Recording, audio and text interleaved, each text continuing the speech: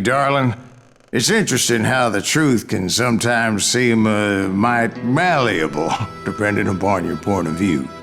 Like how those dime novels make you out to be something you're not? Jack, don't be starting trouble. No, he's right. They do tend to exaggerate. Did they exaggerate your part in taking down the Daltons? Well, I was there in the flesh, boy, so I saw what happened firsthand.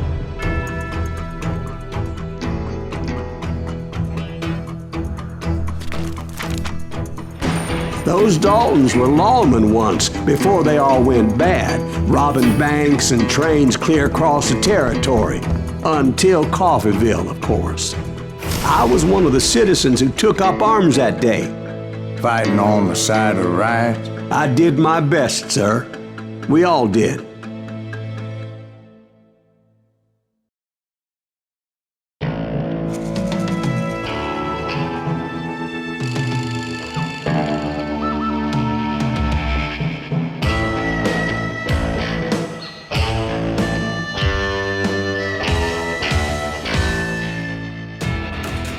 It was early morning. One of my friends was a local gunsmith, and he handed out firearms to anybody who'd take one. You see, the Daltons got it in their heads to rob 2 banks at the same time. 2 banks on the same damn street.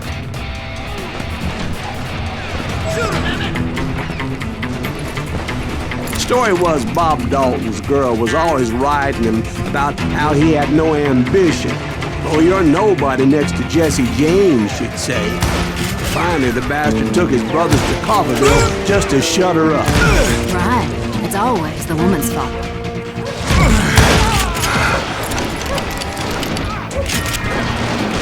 You just met your man. Well, the locals recognized the Daltons right off. Before they could get away, half the town took up arms to defend their property. Their first mistake was pulling a job in their own damn hometown. The boys grew up in Coffeeville, so everybody knew them. The bank teller tricked them, telling them the time lock on the safe wouldn't open till 9:30. We got us a hero. Put some holes in him.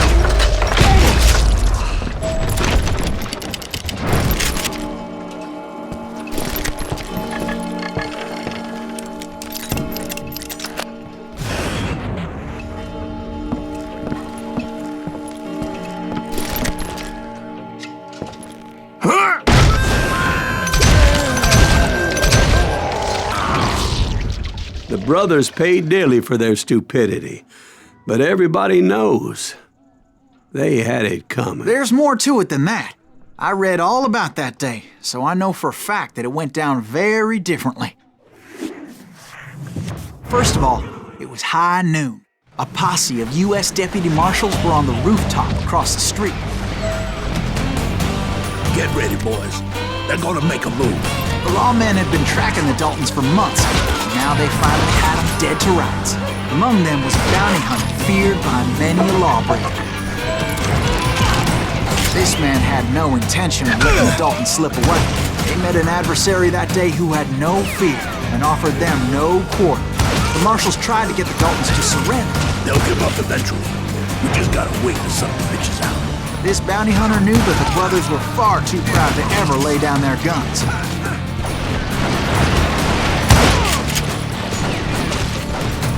He went in there alone to confront those criminals. One of the marshals shouted, "Where are you going? Are you crazy?" Hey, where do you think you're going, dumbass? That rifle's mine. He paid him no mind. He saw a way to get around to the back of the bank. Then he figured out how to hit the Daltons from a direction they weren't expecting.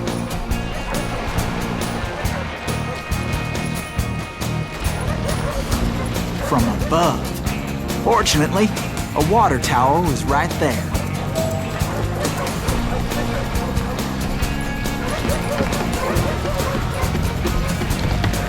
A moment later, he was climbing up a steep ladder, laughing at danger as he did.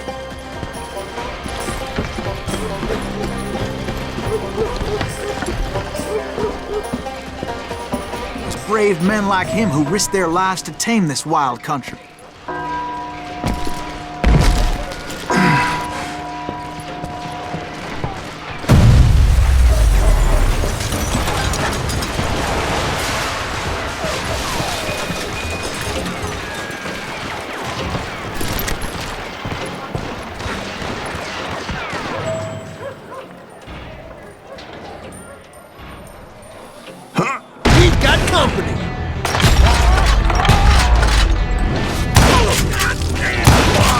heroic men like him, who did what other men couldn't or wouldn't to make this country free. Like Jim Boone and Davy Crockett, who died defending the Alamo.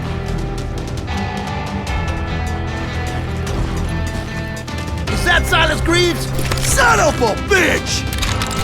Hide, you little living son of a bitch!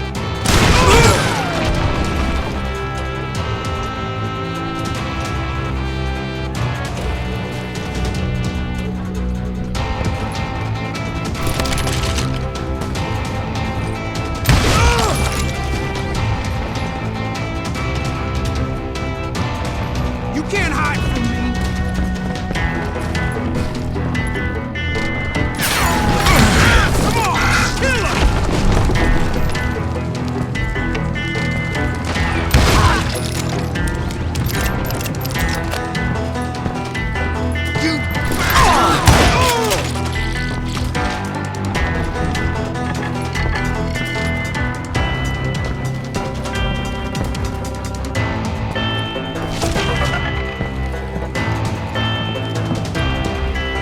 Over there!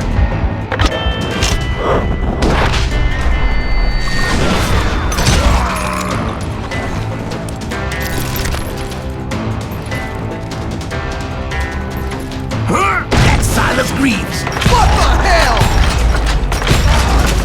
God damn you! Blam! Blam! He came away victorious, taking down those thieving Daltons.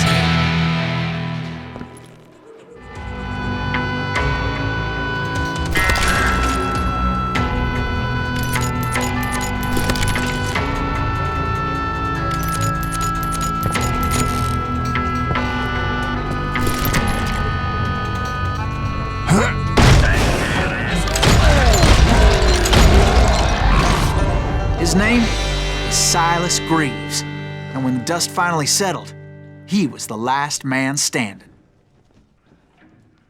Sorry, kid, but that just wasn't the way it happened.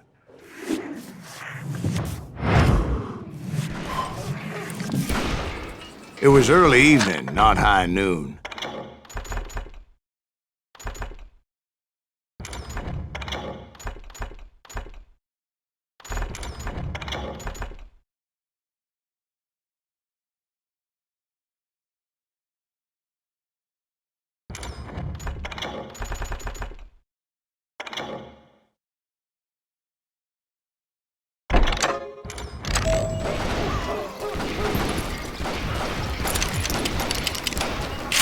I was late to the party and Coffeyville was already up in arms. The Daltons blew up a safe and were all set to hightail it out of there.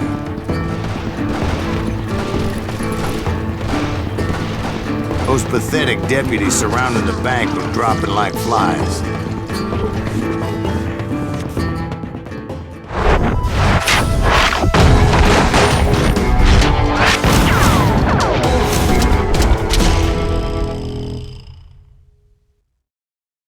I'd been tracking those jokers for months, waiting for them to do something reckless. Boy, you are get out. Finally, they did.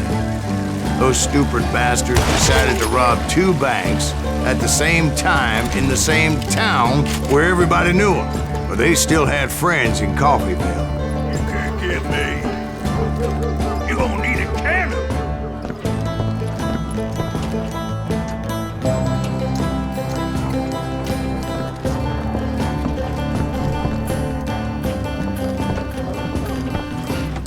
Now you're in trouble.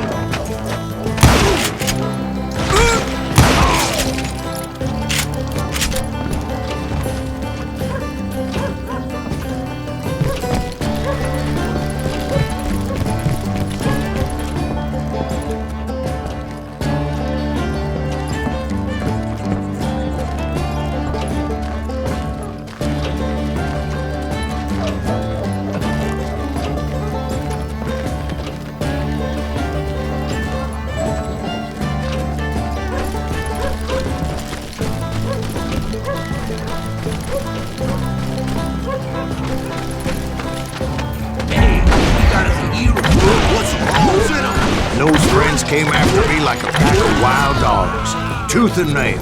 They were coming at me from all directions. I caught sight of the Daltons running with the money and didn't want to lose them. Problem was, they knew the town better than I did. To top it off, I found myself in the middle of another shootout entirely. Did the Daltons hole up in somebody's house? No, it was the Smiths, I believe. They were cousins of the Daltons. And they were shooting at the Browns, who were shooting at the Daltons. Which wasn't any surprise, because those two families have been feuding forever. And since the Joneses are related to the Browns, they shot at the Smiths, pissing off the Heimhoffers, whose daughter recently married a Smith.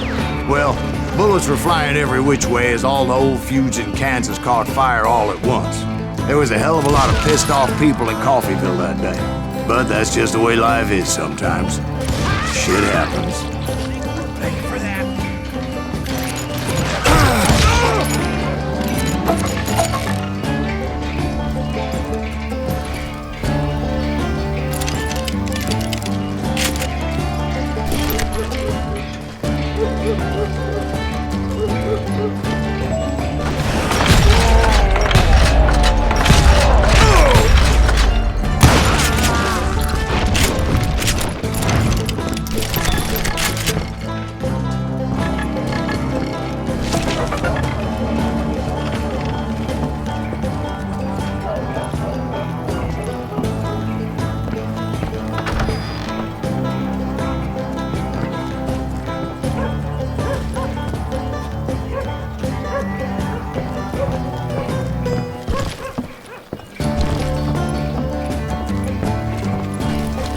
The Dalton boys knew I would never give up.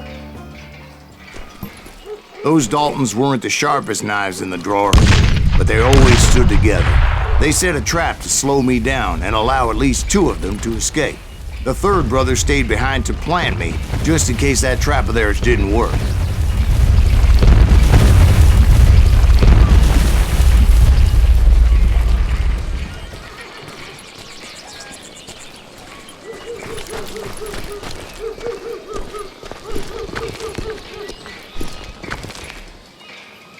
It was Emmett, the youngest, and he decided to stand his ground and face me down.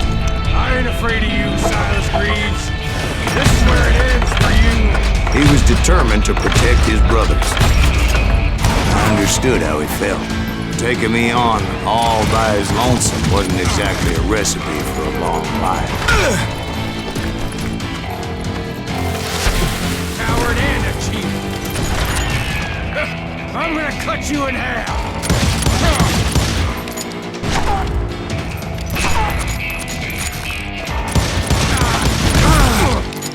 You are dead, Law Dog.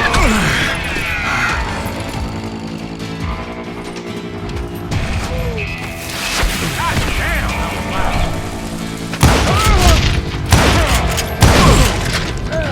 loud. But Emmett Dalton survived the robbery in Coffeyville. He's the only Dalton who did. They say he was shot 23 times. Well, Dwight, who do you think put all those damn holes in him?